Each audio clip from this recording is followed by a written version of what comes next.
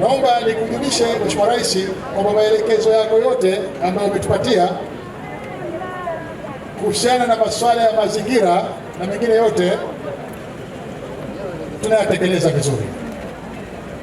na kulingana na haya ambayo yamejitokeza hapa leo, nataka nikuhakikishia Mheshimiwa Rais, maelekezo yako la kwanza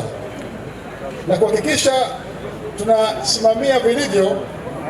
maelekezo yaliyomo katika dira yetu ya mwaka 2050 ambayo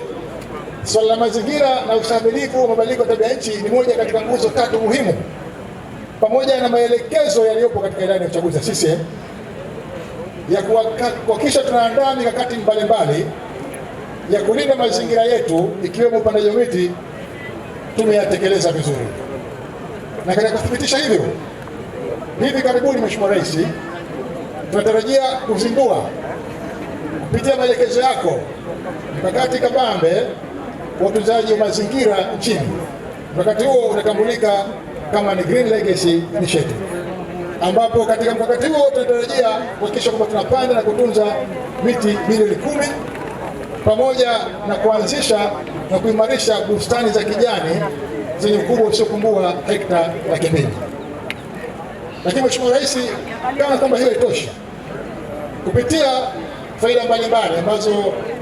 zinajulikana kwa macho za upandaji wa miti na utunzaji wa mazingira, ikiwemo